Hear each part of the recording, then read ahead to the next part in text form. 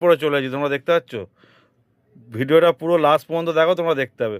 Already আমি তড়িঘড়ি করে পেশেন্টটাকে গাড়িতে ট্রেচারে লোড করার পর গাড়িতে শিফট করলাম, দেখতেই পাচ্ছেন। গাড়িতে শিফট করার পর তড়িঘড়ি বললাম, দাদা কে গাড়িতে উঠবে ওঠো, দেখতেই পাচ্ছেন। গাড়িতে ওঠার পর আমি তড়িঘড়ি গাড়িটা স্টার্ট করে ওনারা যে প্রাইভেট নার্সিংহোমের কথা বলেছে সেই প্রাইভেট নার্সিংহোমে উদ্দেশ্যে গাড়িটা রওনা দিচ্ছে। তোমরা দেখতেই পাচ্ছ অলরেডি ওনাদের পাড়াতেন বেরোলো গাড়িটা। কিন্তু একটা কথাই বারবার বলবো, আমরা গ্রাম থেকে পেশেন্ট তুলি তো, খুব রাস্তা শর্ট থাকে, তোমরা দেখতেই পাচ্ছ।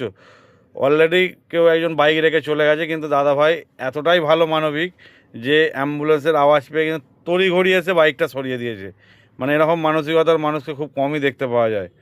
যে যাই বলুক না কেন কমেন্টের মাধ্যমে, কিন্তু মানসিকতা মানুষের থাকা দরকার অন্তত একটা অ্যাম্বুলেন্সের প্রতি। তা বলে এটা আমি বলবো না অ্যাম্বুলেন্স আছে মানে অ্যাম্বুলেন্স ড্রাইভার বিরাট বড় কিছু, এটা নয়। কিন্তু যেমন পরিস্থিতি সেরকম কাজ করা উচিত। অলরেডি তোমরা দেখতেই পাচ্ছ মেন রোডে উঠলাম। ওঠার পর আমার বাঁদিকে জাঙ্গিপাড়া কলেজ ক্রস করার পর সেই জাঙ্গিপাড়া প্রাইভেট নার্সিংহোম মূল লাইন নার্সিংহোমের উদ্দেশ্যে এলাম, দেখতেই পাচ্ছেন।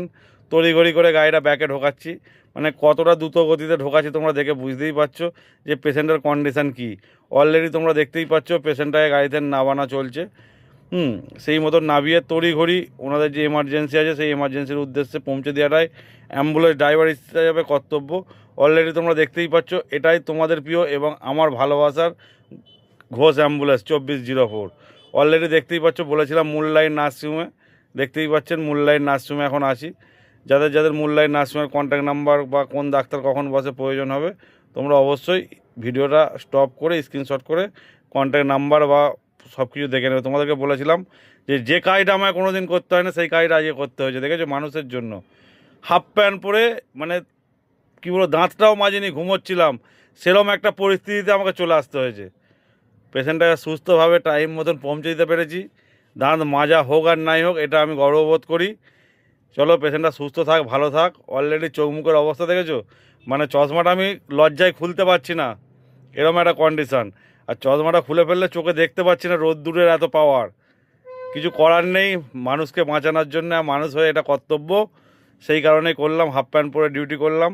যাদের পেশেন্ট এনেছি বা যারা আমাকে হাফ প্যান্ট অবস্থায় অ্যাম্বুলেন্স চালাতে দেখেছো, তাদের কাছে আমি ক্ষমা প্রার্থী, আমাকে ক্ষমা করে দিও। অলরেডি কি বলবো তোমাদেরকে, প্রচণ্ড গরম, এতটা গরম বলার মতন নয়। ভিডিওটা বেশি বড় করব না। চলো এবার আমি জাঙ্গিপাড়া হসপিটালের উদ্দেশ্যে রওনা দিচ্ছি, দেখতেই পাচ্ছেন। মানে কি বলবো, নিজের হাসিও পাচ্ছে আবার নিজের লজ্জাও পাচ্ছে। চলো বন্ধুরা, দেখতে পাচ্ছ কি অবস্থা চোখ মুখের। টাটা, সুস্থ থাকবে, ভালো